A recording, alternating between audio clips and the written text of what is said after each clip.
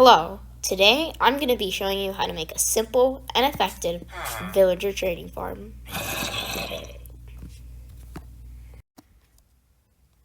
So to start, we want to build a chamber for our villagers. Go ahead and make a 3x3 floor. Do this in a preferably flat place or underground place, as it will be easier to make your build.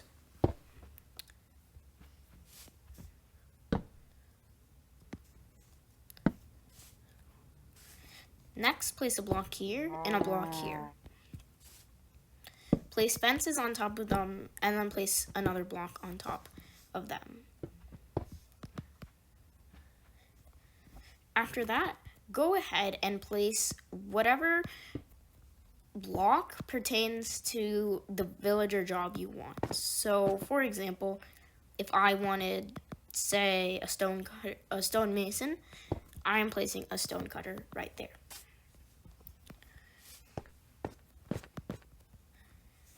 Fill this gap in and make sure you place a block here.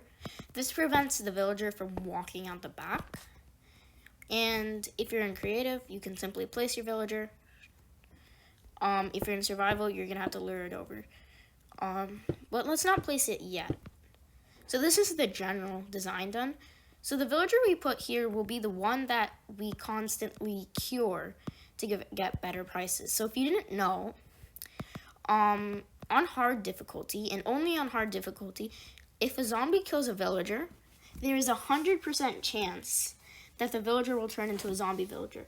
And if you cure a zombie villager, all the villagers that see the zombie villager, or the cured zombie villager, will lower their prices for you.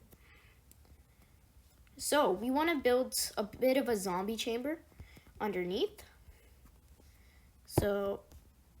And when we want to lower the prices, we have our villager, we can lower him down using pistons, and the zombie can take care of him. So let's go ahead and get a sticky piston.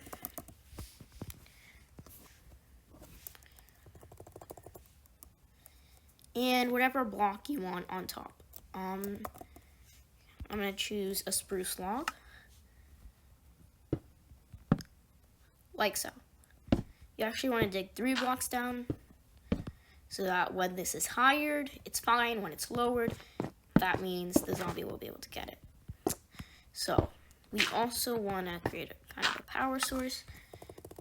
So we want redstone and a lever, just like that.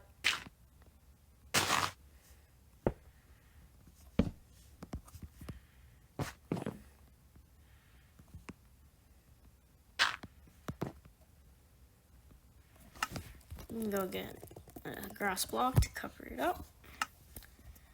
And if we were to place a lever right here, it's powered, except it doesn't have a block. So there we go. And it flips up and it flips down, which is amazing. Okay, now the next part. We need a zombie in here. So what we want to do is we want to break that. We can go ahead and replace this. And this is our zombie chamber. So we're going to have it stuck in a minecart. So what we want to do is get rails in a minecart.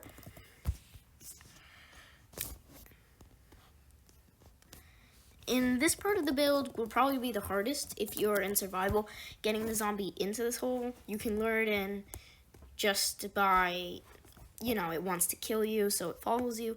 And you can lure it in. You can use trapdoors, as mobs think trapdoors are full blocks, so it can fall in. There are a number of different ways, but it can be very annoying. Let's go ahead and place that and that. And we do this because if we place it like that time we got it good, but sometimes it'll place the wrong way. So you do that just to make sure. We're a bit cramped here. Let's quickly break that. And where's our minecart? We need a minecart.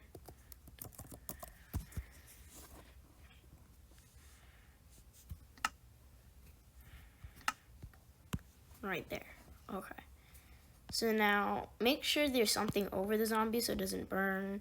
Obviously, this will prevent it. Misplaced it. There we go. He gets right into the minecart. But we also don't want the zombie to despawn, and to do that we need to name him with the name tag. So let's get an anvil and a name tag. Pop that down and name him zombie. Of course, you can name him whatever you want. It doesn't matter at all. Okay. Let's go ahead and get close. Name on Java, of course, you can just right click. And there we go. He's named zombie. He will never despawn. So we can go ahead and cover him all up. And he'll be safe and sound there forever. So, if we quickly drop a villager right in there, first of all, you'll see there's no way he's ever going to escape. Second of all, we flick the lever. The zombie will go ahead and hit him. And you'll see that he dies. He doesn't turn into a zombie villager. And the thing is, it has to do with your difficulty. So I'm on easy right now. If there's easy, it will never turn into a zombie villager. Normal, it's a 50-50 chance. The only way to get a 100% chance that when a zombie kills a villager, it turns into a zombie villager is if you flip on hard mode. So let's go on hard and let's test it out one more time. Get our villager in.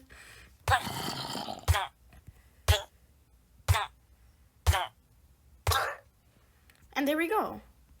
He's a zombie villager. We can bring him back up and done. Also, remember to make sure this block is here. Otherwise, he will burn in the sunlight, and you definitely do not want that happening. Okay. And let him go free.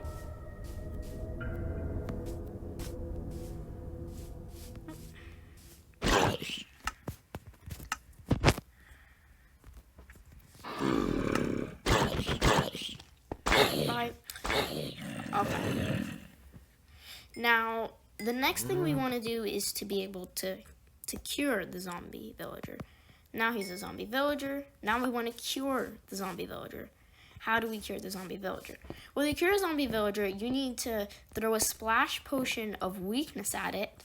And note, you have to do this step first, and then feed it a golden apple. Now for the splash potion of weakness, we can kind of have a button for it to happen. So what can happen is, instead of that block there, you can go ahead and get a dispenser. Like that. Make sure it's facing that way. Otherwise, it will shoot whatever you put in it the wrong way. Let's go ahead and change the time to day. Okay. And now to power it, what we can do, simply connect a redstone line. Right here. And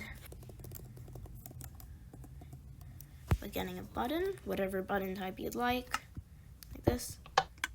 There we go, it's powered. Now there's nothing in it. If I were to put this rotten flesh in, there we go. Okay, so what we do want to put in are splash potions of weakness. They could be lingering potions, but of course splash potions are less expensive, so it would be best off choosing those. Here we go. Let's fill up this dispenser to the brim. Excellent. Now, this does look kind of ugly. There's redstone here. So what we can do is we can get slabs. I've been using stone bricks for most of the entire build, so I'm going to get slabs. Stone brick slab. And what we can do is go ahead and place it just like that. There we go. And now, as we can see, if we were to press the button, he gets splashed with the weakness potion. Okay, there we go. Now, the next thing we want to do is kind of have a golden apple container. Now, of course, all this will be is just a chest filled with golden apples. You could always just have these in your inventory, but it just makes for it to be a bit more convenient. And again, you don't have to have this chest. Let's go ahead and get golden apples. And as you can see, if we put them here, and let me take like just a couple, you will only need one. So if we have a villager right there, it's a Fletcher, lower him down.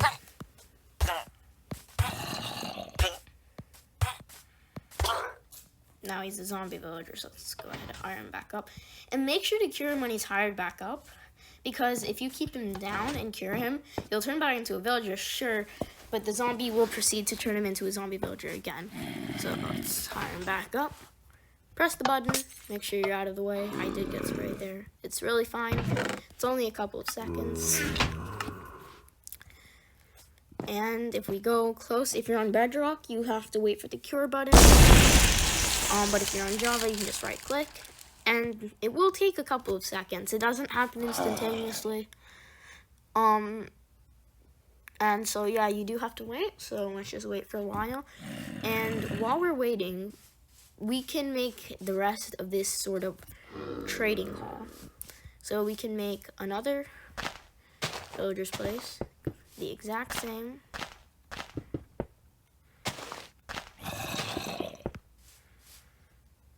Go. The exact same design.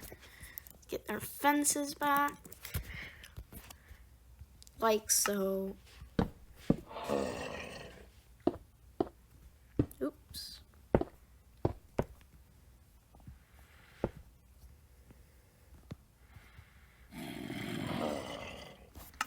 Okay. Let's say I want a blacksmith. I'm going to take a grindstone.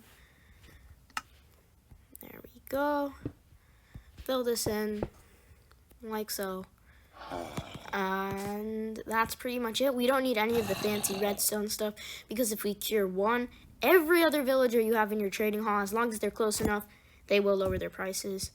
So we just need a kind of containment chamber with our slabs. Oh, they're right here.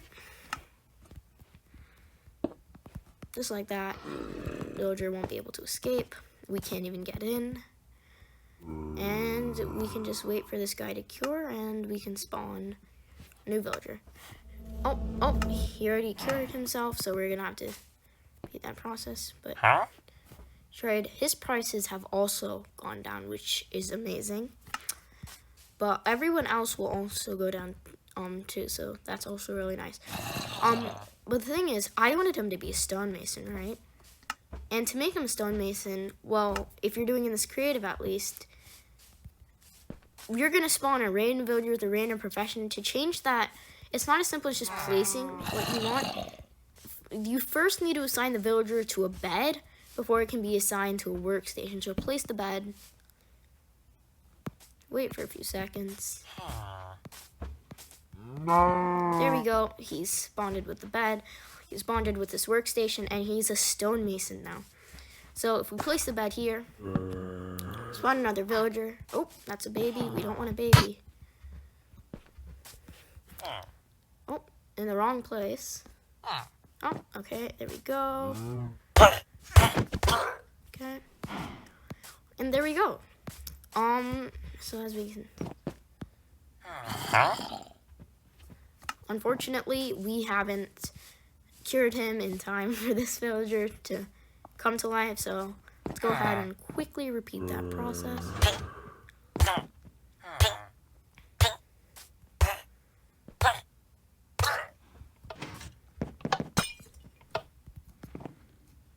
Oh. You might want some kind of better containment, as if you get too close, he is a zombie villager, he's a hostile mob. He will try to kill you just as he's looking at this villager trying to kill it. But he won't do that much damage, so yeah. Let's just wait for a sec.